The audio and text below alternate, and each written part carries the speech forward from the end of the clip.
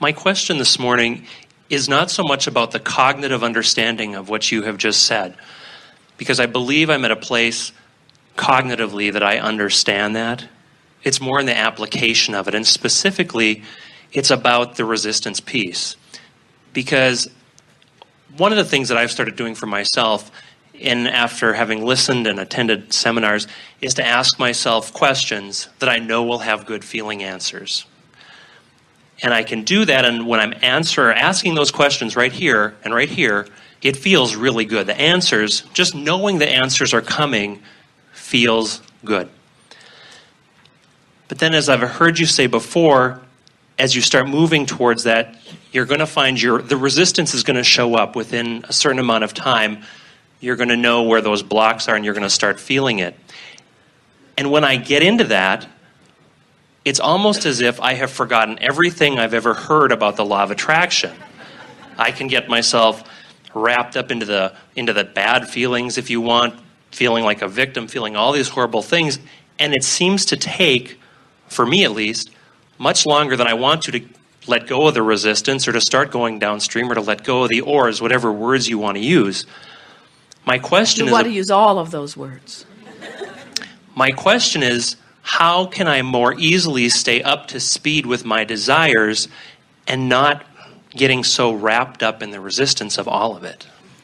Well, we've noticed, and you have too, you just said it very well, that the more specific you get, the more opportunity for you to feel the resistance there is, because with specifics comes faster moving stream. So if you manage to if you have this pattern of thought about something which has got you pointed in the opposite direction of what you want, and then you get really specific about it, which just makes the stream go faster and faster and faster, now you've got yourself up against the rocks and you're feeling not good. And so that's why we're wanting to simplify your approach to all of this by just saying to you, you have two choices right here, right now, to feel worse or better. And so as you begin applying your thoughts with that singular intention, we want you to hold in your mind the vision of paddling upstream.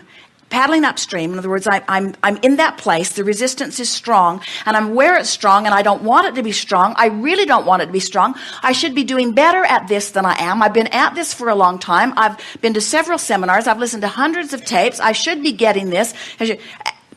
All paddling upstream, and then you say, wait a minute, I don't have to work so hard at this.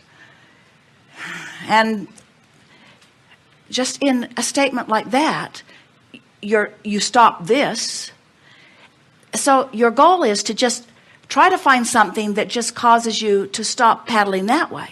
In other words, it's almost like withdrawing your oars. And we think what's happened, and the reason that we've been speaking the way we have this morning, is because you're like so many people. You think, well, here I am here, and I should be over here. So not only am I not where I want to be, but I need to go way over here. So it just feels like so much to do, and that's why you're working so hard at it. Where if you could just stop and realize, I don't have to get way over there. San Diego's still 400 miles away. I just have to get pointed in the direction of San Diego. And I don't even have to turn this around. I just have to stop going that way, and the current will turn me around. And when you get that, when you get that in your mind, all I have to do is stop the struggle against. And this is really the message that we're wanting you to understand about the art of allowing. That stream is flowing powerfully, and everything that you've ever lived that didn't feel good was your misguided, you never do it on purpose, effort at pushing against something. And now you understand that cognitively, as you say, it will be easier and easier for you to just stop doing that. You may have heard us say, if you just stop doing that thing you're doing, then what you want would come about. And that thing you're doing is justifying, explaining, beating the drum. Every subject is two subjects, and on one end of it is what you want, and on the other end of it is what you don't want. And sometimes when you think you're talking about how much you want something, what you're really doing is talking about how bad you feel in not getting it. And so what you want to do is not worry so much about the subject at hand and be aware of the feeling in your belly. And when you don't feel good, do everything in your power to make the not go away. Do everything in your power to just release the tension. The other night, Esther had laid down. She wanted to sleep. And as she was laying in her bed, she had her hands sort of tucked under her legs. And then she turned over on her side and put her hands between her legs in a sort of fetal position. And then she crossed her arms tight across her chest. And she was just sort of all balled up in a knot in her effort at controlling her life, so to speak. And as she laid there for a while, finally she heard us say, "Let go. Let go." And it was not an easy thing for her to unclench her fists and turn her palms upward. She kept wanting to tuck them under somewhere. It was as if the planet was flying too fast and she might fly off. It took some conversation with herself to begin breathing deeply and just let go. Just let go. Just let go. And this is the thing. We so want to convince you, all of you, that what you want is there and that you're moving toward it. And if you'll just let go, you'll go. So is it in the asking of the questions that have the good feeling answers that I'm getting myself caught up? I mean, maybe, but usually not, unless you're just getting really, really specific. We think you're trying too hard at this. We think that you are trying to do the deliberate creative process rather than the art of allowing process. We think that we have not yet fully convinced you that the you that is in the process of becoming has in large part become. And that as you chill and follow the stream, follow the feeling that feels best, that you cannot help but get going in the direction of it, you see. You are source energy. And so when you love yourself, oh, you're flowing. When you love somebody else, oh, you're flowing. But when you see wrongdoing in yourself or others, you're paddling upstream. And there's no way you can right that. In other words, you can't be right enough to make that feel good.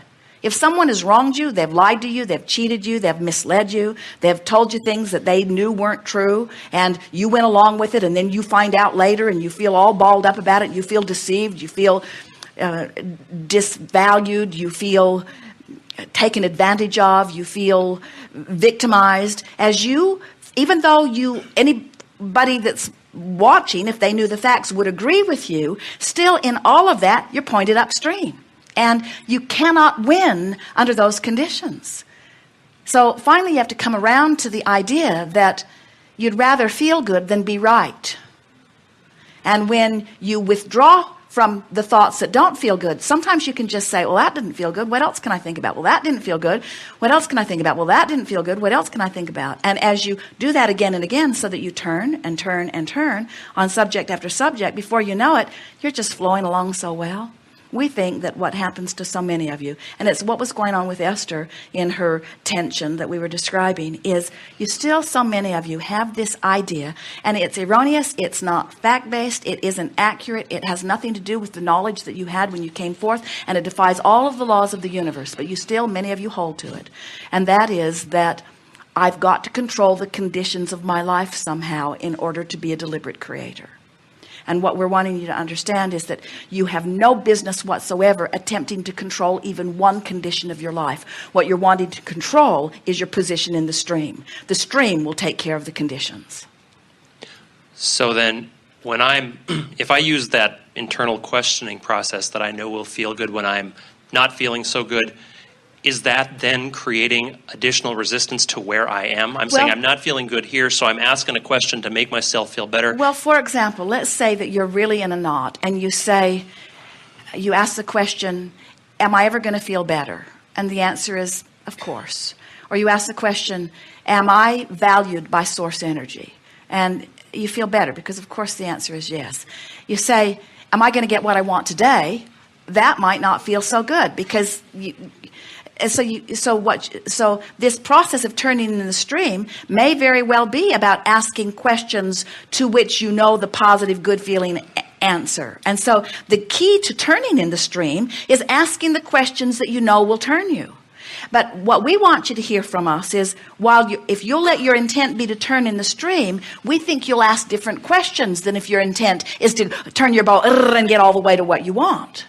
And what happens to so many of you is that you are so much wanting that you are so miserable over here without it, that you feel urgent about getting over there. And we say that urgency's always got you pointed in the wrong direction. Hey, here's a good example. Have you ever been in very slow moving traffic? Jerry and Esther came through California, and so there was some slow moving traffic in a lot of parts of the state. Have you ever been in slow moving traffic? Have you ever been in slow moving traffic that was so slow moving it wasn't moving at all? And then it starts to move just a little bit. Can't you feel that feeling of relief? Now, you're used to going 70 miles an hour. And you're not going 70 miles an hour. You're only going 20 miles an hour. But it feels so much better than not moving because there's hope now. And that's the thing that we're wanting you to get the sense of. Of course, the more you turn, the more you deliberately let go of the oars so that you're not paddling against the current, then the faster and faster and faster your current will begin to move on subject after subject, until before you know it, you'll be feeling so much exhilaration that it won't even occur to you that you have to move, you have to pose questions to yourself that get you turned around, because you're already turned around. Now you're just romping and going with the stream.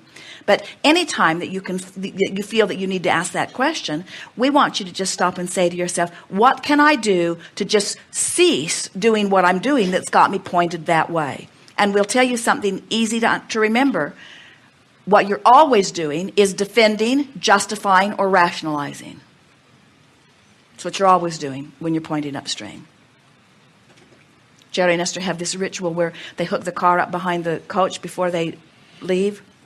It's a very long contraption once they get it all hooked together. And Esther likes to get all nice and straight before they hook it up so that they can just pull straight ahead and everything in the hitch will lock in just the way it is supposed to. And Jerry likes to just hook it on any old way and figure it out later. And Esther worries because she's behind the driver's seat in the monster bus, and as she's there, sometimes she is concerned that she can make the turn and miss that tree without dragging the car over the picnic table. In other words, there's a lot to consider. And Jerry's out there on the ground, and he has a different perspective. And of course, both of them think that their perspective is the most accurate, valid perspective. And so Esther teases Jerry all the time, let's do it the easy way. And Jerry likes to do it the adventurous way, which sometimes he thinks is the easier way, but Esther doesn't think it's so easy. And so sometimes while Esther's getting ready or readying the coach inside, Jerry will be outside hooking the car on while Esther's not looking. And then he will announce to her on the walkie-talkie, I've already hooked the car on, so I'll just guide you out of here. And Esther will look out and she'll see a big tree right there, and she'll think, I hope I can turn. And then she'll think, I hope I can't.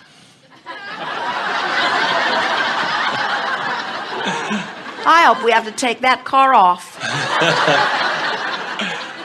And we say, how is it that you get in competition for rightness? In other words, and it's something about needing to control conditions. It's something about measuring yourself against all other humans. It's something about wanting to be valedictorian. It's something about wanting to get all of the marks on the chart. It's something about being measured about others and only one can be in first place. It's something about that. But what we want you to understand is that the stream is there for everyone. And there is no possibility that all of you will not get everything that you are wanting. And so when Esther came to the abrupt realization, it startled her so much she laughed till she thought she would wet her pants as she sat there in the seat. I would rather be right than feel good. And in my rightness, I'm pointed upstream. And you do that very much, and things don't go very well for you, you see. And so, did we get there for you? You did.